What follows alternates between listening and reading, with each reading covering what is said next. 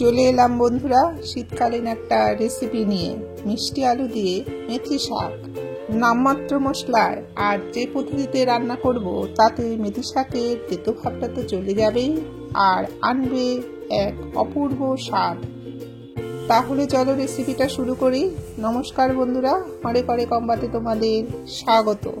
এখানে 1 আটি মেথি শাক নেওয়া হয়েছে। মা বলল আজকে রোদে দাঁড়িয়ে দাঁড়িয়ে মেথি শাক বাজবো, চল ছাদে যাই। তো চললাম ছাদে। মেথি শাকগুলোকে দেখে মনে হচ্ছে একদম বাগান থেকে তুলে দিয়েছে।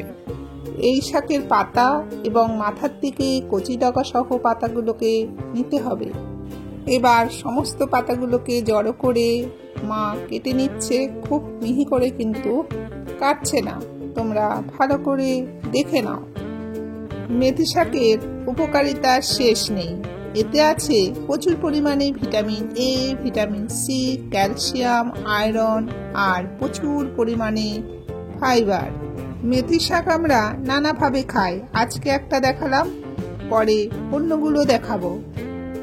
তোমাদের সাথে কথা বলতে বলতে কাটা প্রায় হয়ে গেছে।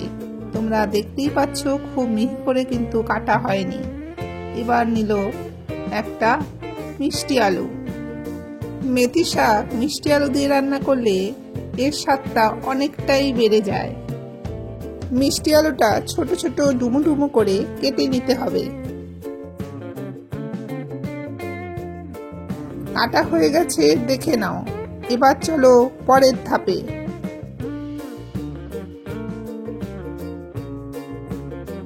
কড়াইটা গরম হলে ওর মধ্যে 4 চামচ সর্ষের তেল দিয়ে দিল।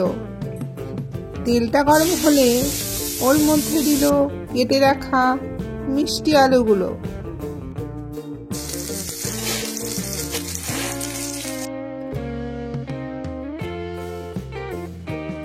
একটু নেড়ে চেড়ে ওর মধ্যে দিল 1/2 চামচ হলুদ গুঁড়ো। অ্যাড হলো 2 কাঁচা লঙ্কা।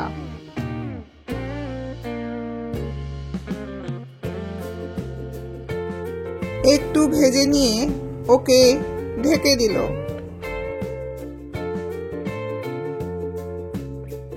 1 মিনিট পর ঢাকনাটাকে তুলে ওর মধ্যে কুচিয়ে রাখা মেথি শাকগুলোকে দিয়ে দিচ্ছে।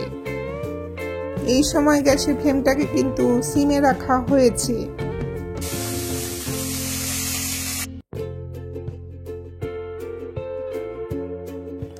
আলুটাও একটু সেদ্ধ হবে আর শাকটাও একটু মজবে, এই কারণে ওকে ঢেকে দিল। 1 মিনিট পর ঢাকনাটাকে তুলে ওর মধ্যে 1/2 চামচ নুন দিয়ে আবার ঢেকে দিল। 3 মিনিট পর ঢাকনাটাকে তুলে নিল। এবার একটু নেড়ে চেড়ে নিচ্ছে। দেখো শাকটা কিন্তু অনেকটাই মজে গেছে। এবার ওর মধ্যে 1 কাপ জল দিয়ে দিল। এতে আলুটাও তাড়াতাড়ি সেদ্ধ হবে আর তেলটাও কম লাগবে। তার থেকেও বড় কথা, এই শাকটা খেতেও দারুণ লাগবে। 10 মিনিট পর আমরা ফেরত এলাম। জলটা কিন্তু পুরোটাই টেনে গেছে, আলুটাও সেদ্ধ হয়ে গেছে আর শাকটাও মজে গেছে। এবার একটা বাটিতে তুলে নিচ্ছে। কড়াইটা পরিষ্কার করে ওর মধ্যে 2 চামচ সর্ষের তেল দিয়ে দিল।